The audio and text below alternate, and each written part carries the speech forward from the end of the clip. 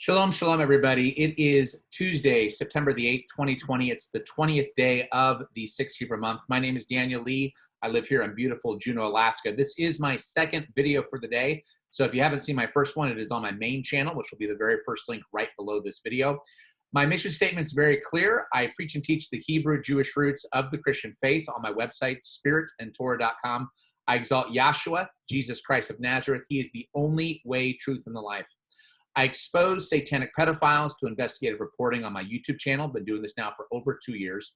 I provide satanic ritual abuse survivors a platform to speak out on.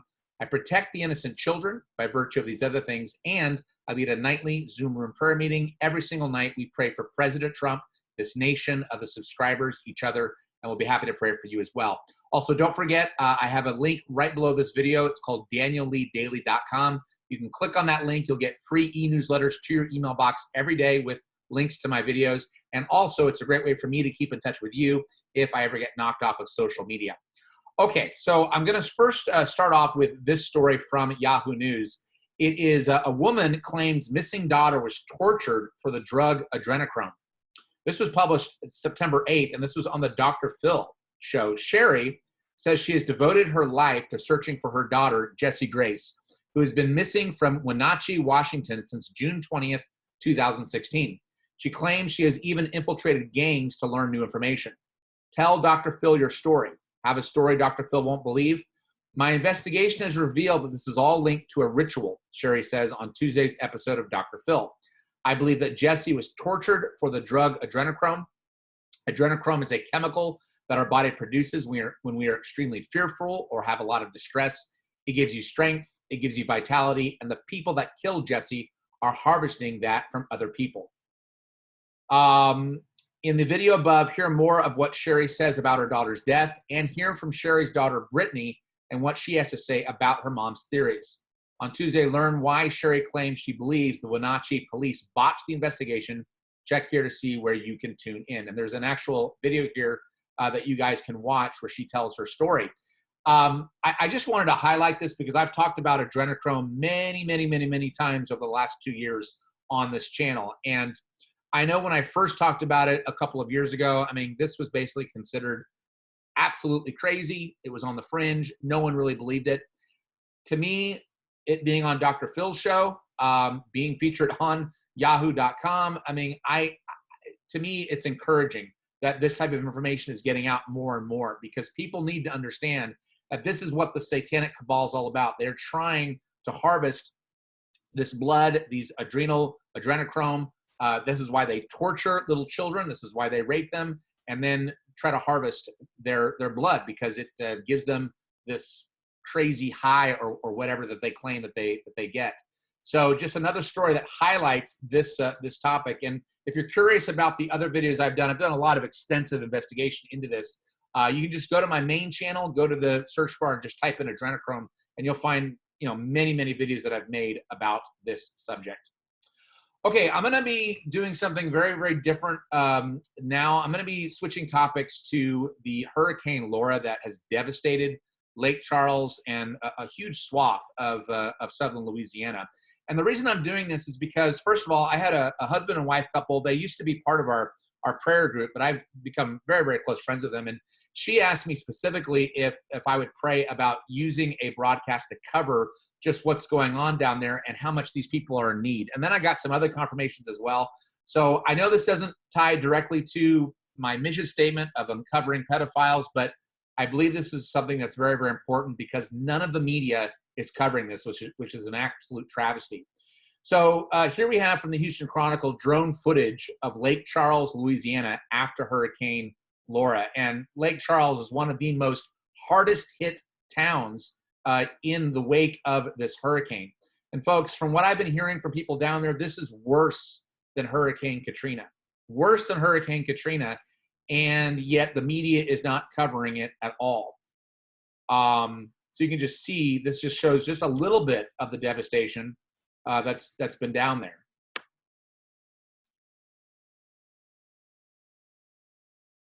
And then here on Facebook, this was posted by Killer Photography, just showing, again, the devastation.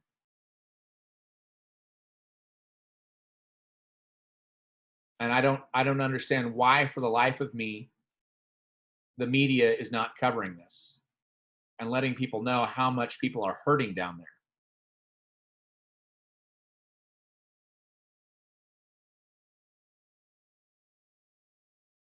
So what's making the situation so bad, and I'm going to go into some specific comments from people that are living down there, is that apparently the Louisiana governor is not helping these people, not releasing funds. Now, I know President Trump went down there promising funds to them, but for some reason it's not getting to the people through the Louisiana governor, because the Louisiana governor is not helping.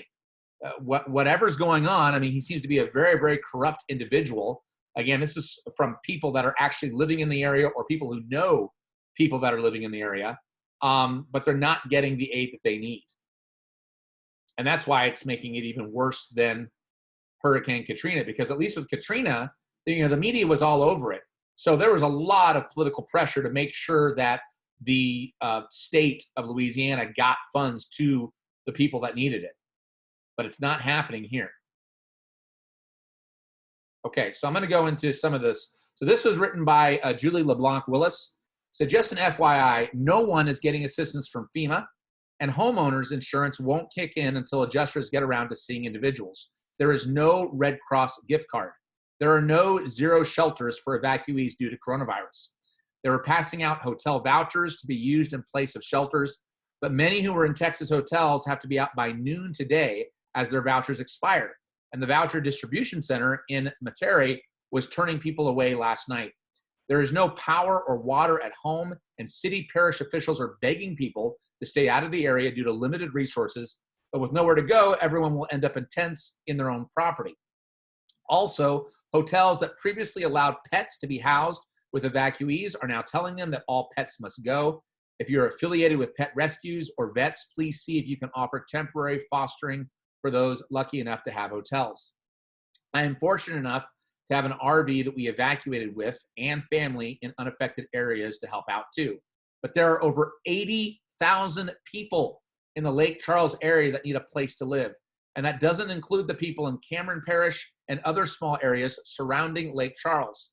The heat index in Lake Charles today is supposed to be 110 degrees or higher. And if you know Louisiana, it's 110 degrees with very wet, humid heat.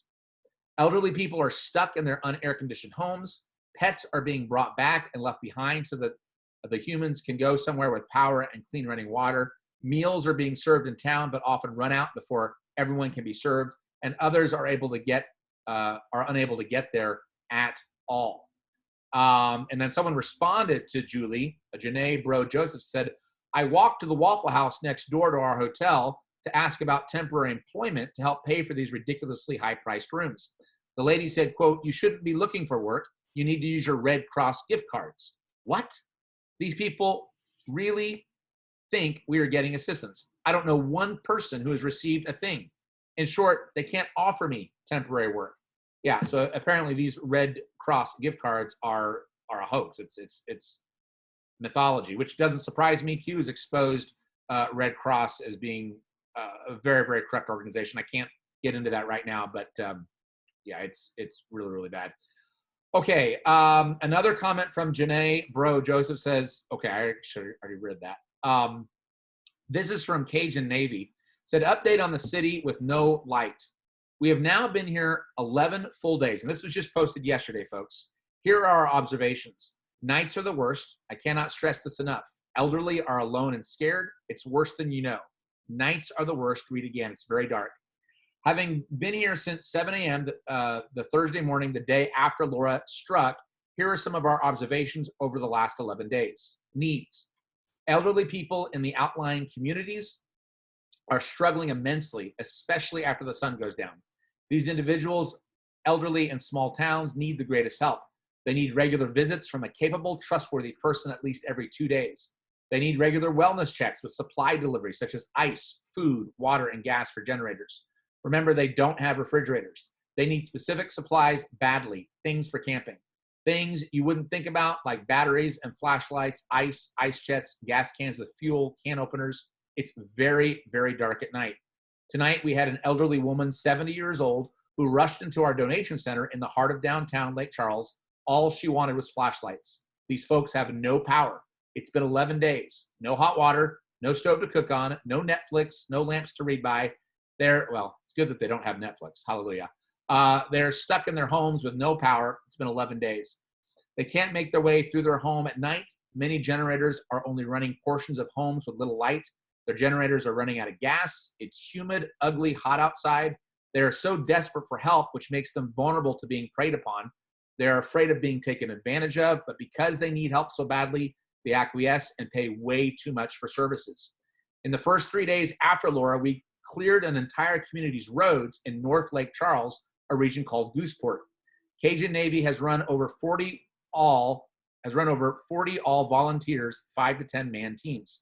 We've addressed and closed precisely 265 tree clearing tickets. We've precisely dispatched tons of supplies. We have supplied hotshot teams with large trailers who are bringing supplies into remote communities. Some insights. No one is really living in Lake Charles.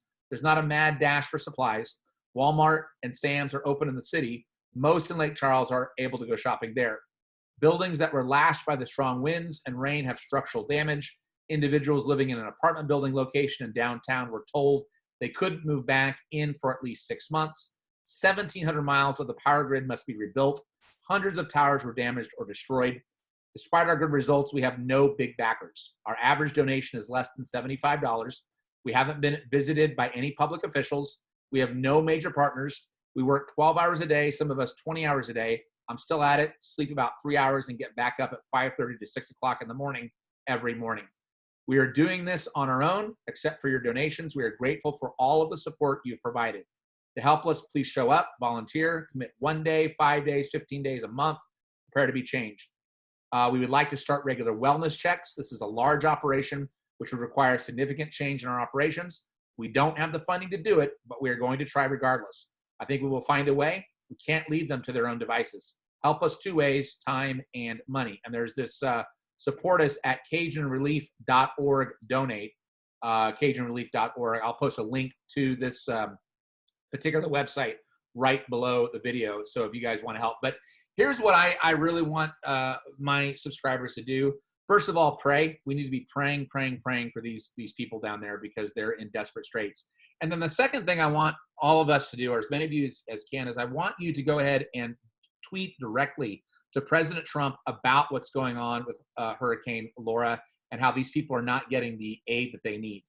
If enough of us let President Trump know what's going on, know about that this governor in Louisiana apparently is not helping these people, I am sure President Trump will move very, very quickly to do a workaround, whatever he has to do to make sure the money gets to the people that need it. Now, also, just to take a step back into a more spiritual look at this, this may be done by Yah as well in order to get some people down there that need stuff stripped away so that they will repent and turn to the Messiah. So we can be praying for that as well. Not saying I don't have compassion. That's why I'm making this video. I have a lot of compassion for these people, but there may be people there as well that need things like Netflix and other things stripped away from them so they'll get to a point where they will cry out to Yahshua, to Jesus, and repent. So those are the 3 things I really want people to be doing. And then again, this CajunRelief.org is a foundation that's on the ground right now. They're totally a citizen-led volunteer organization group that are helping things down there. Hallelujah. Hallelujah. All right. I want to talk again about, just to end this video on a positive note, about these boat parades that have been going on all around the nation. This one was actually down in Table Rock Lake, which is down in the Ozarks of southern Missouri, just above the Arkansas border. You can just see. And again, this is just one example. They happened all over the nation. And just literally hundreds and hundreds and hundreds of boats out there in Missouri. But one thing I want to point out, it's not just the red states where these boat parades are happening. This one right here, this was in the San Diego Bay. I'm going to go ahead and just play this for you guys. Harbor Police and San Diego PD say that they did not respond to any calls or issues or protests involving the Trump 2020 boat parade, where thousands lined the San Diego Bay cheering for President Trump. Thousands of boats floated across the San Diego Bay on Sunday, decorated in red, white, and blue and Trump 2020 flags in Old Glory. If you didn't have a Trump flag, if you walked up here with an American flag, that's all that matters today is you have an American flag. We have an American spirit here today. Trump boat parades sailed across the U.S. over Labor Day weekend. In Texas, several small crafts sunk due to choppy water conditions. In San Diego, from the waters to the sky, pilots showed their support. I support this president because he gets things done. David Chan drove down from Orange County. Let the president know Asians are behind him too. While the other side of the aisle is looking to sink the president's reelection, Trump supporters are proudly showing their support. Okay, so that's San Diego.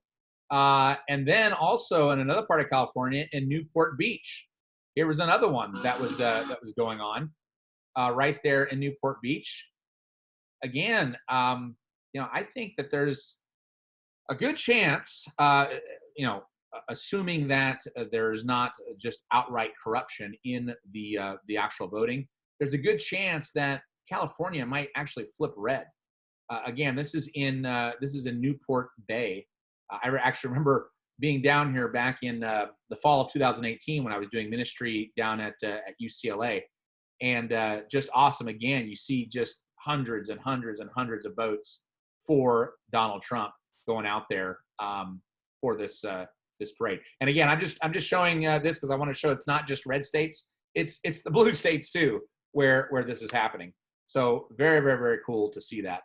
Hallelujah. All right. If you like what I'm doing, if you appreciate what I'm doing, if you think I'm working hard and I deserve to be paid, this is my full-time career, which I love. I love, love, love doing what I do. So if you want to help me out, the easiest way to do so is through my PayPal. That is a link right below this video. That's the easiest way to send me a donation. I also have a Patreon. That's a link below the video as well. The way that works is you click on it. You can pledge any monthly amount you'd like, and then that amount is taken out of your bank account at the beginning of each month. If you're old school and you don't want to use the internet to send a donation, that's fine. I also have a P.O. box that's located below the video, and you can send me a donation through good old-fashioned snail mail. Just again, remember, if you want a response to your snail mail letter, please enclose your email address in that letter. If you have a prayer request and you want our prayer team to pray for you, we will be happy to do so. Just make sure you email me. My email is also in the description box below the video, and you can send me an email of your prayer request. I'll get it to our prayer team, and we will pray for you.